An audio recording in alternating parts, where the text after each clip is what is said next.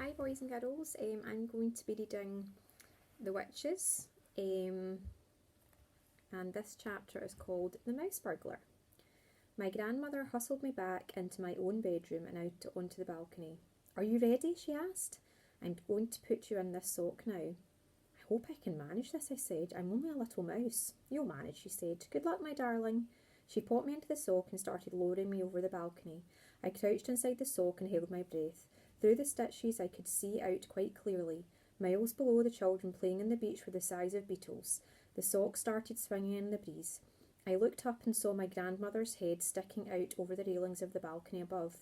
"You're nearly there," she called out. "Here we go. Gently does it. You're down." I felt a slight bump. "In you go," my grandmother was shouting. "Hurry, hurry, hurry. Search the room." I jumped out of the sock and ran into the Grand High Witch's bedroom. There was the same musty smell about the place that I'd noticed in the ballroom. It was the stench of witches. It reminded me of the smell inside the men's public lavatory at our local railway station. As far as I could see, the room was tidy enough. There were no signs anywhere that it was inhabited by anyone but an ordinary person. But then there wouldn't be, would there? No witch would be stupid enough to leave anything suspicious lying around for the hotel maid to see. Suddenly I saw a frog jumping across the carpet and disappearing under the bed. I jumped myself. "Hurry up," came my grandmother's voice from somewhere higher up outside. "Grab the stuff and get out." I started skittering round and trying to search the room. This wasn't so easy. I couldn't, for example, open any of the drawers. I couldn't open the doors of the big wardrobe either. I stopped skittering about. I sat in the middle of the floor and had a think. If the Grand High Witch wanted to hide something top secret, where would she put it? Certainly not in any ordinary drawer, not in the wardrobe either. It was too obvious. I jumped onto the bed to get a better view of the room. Hey, I thought, what about under the mattress? Very carefully I lowered myself over the edge of the bed and wormed my way underneath the mattress. I had to push forward hard to make any headway, but I kept at it. I couldn't see a thing. I was scrabbling about under the mattress when my head suddenly bumped against something hard inside the mattress above me. I reached up and I felt it with my paw. Could it be a bottle? It was a little bottle. I could trace the shape of it through the cloth of the mattress and right alongside it. I felt another hard lump and another and another. The Grand High Witch must have slit open the mattress and put all the bottles inside it, then sewn it up again. I began tearing away frantically at the mattress cloth above my head with my teeth. My front teeth were extremely sharp, and it didn't take me long to make a small hole. I climbed into the hole and grabbed a bottle by the neck. I pushed it down through the hole in the mattress and climbed out after it. Walking backwards and dragging the bottle behind me, I managed to reach the edge of the mattress. I rolled the bottle off the bed onto the carpet and it bounced, but it didn't break. I jumped down off the bed. I examined the little bottle. It was identical to the one the Grand High Witch had in the ballroom. There was a label on this one, Formula 86, it said.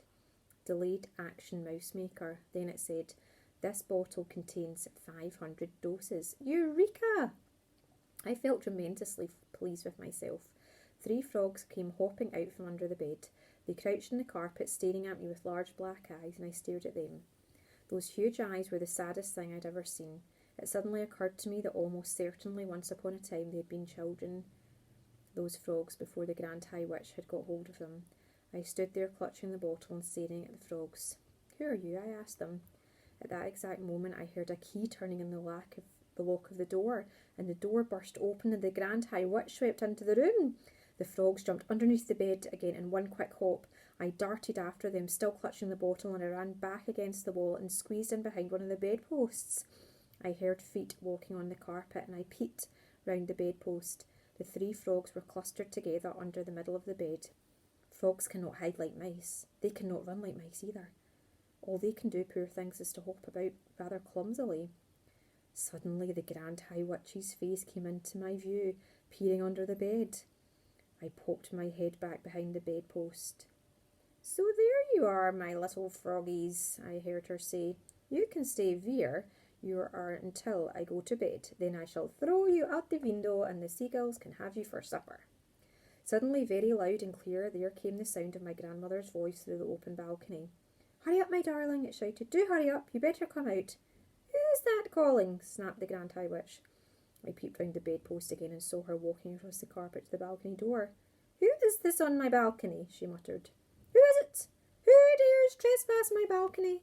She went through the door onto the balcony itself. What is this knitting wool hanging down here? I heard her saying. Oh, hello, came my grandmother's voice. I just dropped my knitting over the balcony by mistake, but it's all right. I've got hold of one end of it. I can pull it by myself. Thank you all the same. I marvelled at the coolness of her voice. Whoever are you talking to just now? Snapped the Grand High Witch. Whoever are you telling to hurry up and come out quickly? I was talking to my little grandson, I heard my grandmother said. He's been in the bathroom for hours and it's time for him to come out. He sits there reading books and forgets completely where he is. Do you have any children, my dear? I do not, shouted the Grand High Witch. And she came quickly back into the bedroom, slamming the balcony door behind her. I was cooked, my escape route was closed. I was shut up in the room with the Grand High Witch and 3 terrified frogs. I was just as terrified as the frogs. I was quite sure that if I was spotted, I'd be caught and thrown out over the balcony for the seagulls. There came a knock on the bedroom door. What is the time? Shouted the Grand High Witch. It is we ancient ones, and a meek voice from behind the door. It is 6 o'clock, and we have come to collect the bottles that you promised us. Oh, your grandness. I saw her crossing the carpet towards the door. The door was opened, and I saw a whole lot of feet and shoes beginning to enter the room. They were coming in slowly and hesitantly, as though the owners of those shoes were frightened of entering. Come in, she snapped. Do not stand out there dithering in the corridor. I don't have all night. I saw my chance. I jumped out from behind the bedpost and ran lightning towards the open door. I jumped over several pairs of shoes on the way in. In 3 seconds, and I was out in the corridor, still clutching the precious bottle to my chest. No one had even seen me. There was no shouts of mouse, mouse. All I could hear were voices of the ancient witches burbling their silly sentences. How kind, your grandness, and all the rest of it. I went scampering down the corridor to the stairs and up 1 flight. I went to the 5th floor and then along the corridor again until I came to the door of my own bedroom. Thank goodness there was no one in sight. Using the bottom of the little bottle, I began tapping. Would my grandmother hear me? But the door didn't open. I decided to take a risk. Grandmama! I shouted as loudly as I possibly could. Grandmama, it's me, let me in. I heard her feet coming across the carpet and the door opened. I went in it like an arrow. I've done it! I cried, jumping up and down. I've got it, Grandmama! She closed the door. She bent down and hugged me. Oh, my darling, she cried. Thank heavens you're safe. She took the little bottle from me and read the label formula. 86 Delayed Action Mouse Maker. This bottle contains 500 doses. You brilliant darling boy. You're a wonder. You're a marvel. How on earth did you get out of the room? I nipped out when the ancient witches were coming in, I told her. It was all a bit hairy, Grandmama.